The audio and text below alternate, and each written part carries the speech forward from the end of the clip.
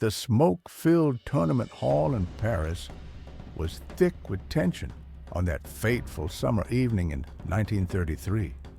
José Capablanca, the reigning world chess champion and arguably the greatest player of his generation, sat motionless at the board, his dark eyes fixed on his Soviet opponent. Across from him, Efim Bogoljubov, the fiery, unpredictable genius from Kiev, wiped sweat from his brow as he contemplated his crumbling position in Game 6 of their World Championship semifinal match. The crowd of spectators, a mix of Parisian socialites and chess aficionados, watched in hushed anticipation. The match had already become the talk of Europe, not just for the brilliant play, but for the psychological warfare unfolding between these two titans. Capablanca, the human chess machine, was methodically dismantling his opponent with cold precision. Bogoljubov, known for his explosive temper and unorthodox strategies, was clearly unraveling. As Capablanca delivered the final blow, a devastating queen sacrifice that forced resignation, Bogoljubov suddenly stood up, sending his chair crashing to the floor. In a thick Russian accent, he muttered something about not playing against a ghost before storming out of the hall, leaving his stunned opponent and the murmuring crowd behind. The disappearance. The next morning, tournament officials were alarmed when Bogoljubov failed to appear for breakfast at the Hotel de Ville, where all the players were staying. His bed hadn't been slept in.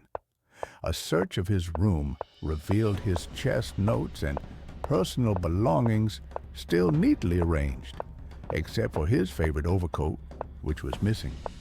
By noon, Paris police were alerted. The investigation took a dramatic turn when a fisherman reported finding a man's coat neatly folded on a bench near the Pont Neuf Bridge over the Seine.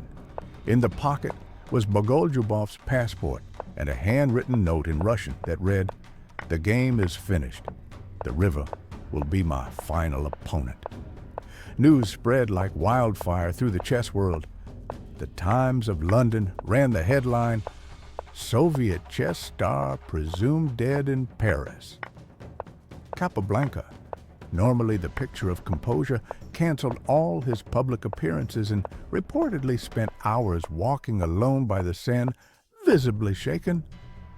Tournament organizers debated whether to declare the match concluded or wait for definitive proof of Bogoljubov's fate.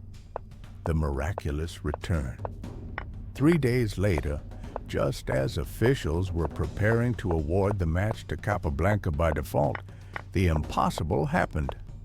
At precisely 2:55 p.m., 5 minutes before the forfeit deadline, the doors of the tournament hall burst open. There stood Bogoljubov, clean-shaven and wearing a new suit, his eyes burning with intensity. The crowd erupted. Some spectators crossed themselves. Others fainted. Capablanca, who had been sitting calmly at the board preparing to claim victory, turned as white as the squares before him. In heavily accented French, Bogoljubov simply stated, "I had business to attend to. Shall we play?" The psychological masterstroke. What followed was one of the most spectacular comebacks in chess history. The resurrected Bogoljubov played with supernatural focus, demolishing Capablanca in Game 7 with an obscure opening variation no one had seen before. In Game 8, he sacrificed his queen in a move so shocking that spectators gasped audibly.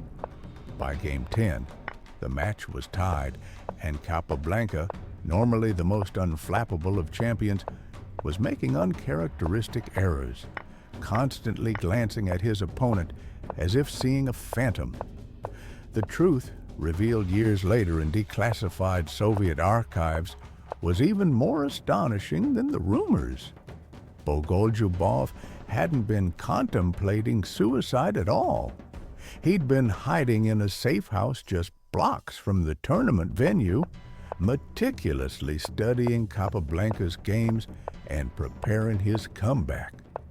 His disappearance was an elaborate psychological operation planned months in advance. He'd paid a local fisherman to discover the planted coat, and note the suicide message was carefully worded to avoid legal consequences. He'd arranged for a witness to claim seeing a man matching his description near the bridge. During his absence, he'd grown out his beard and adopted disguises to move about Paris. The aftermath? The chess world was scandalized when the truth eventually surfaced.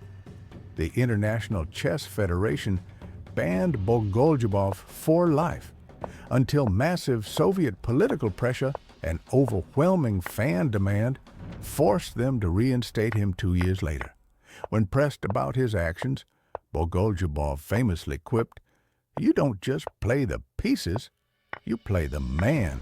And every man, even a machine like Capablanca, fears death." The consequences rippled through chess history. Capablanca never regained his dominant form, losing the world championship the following year. The Bogoljubov defense became standard terminology for extreme psychological tactics. Modern champions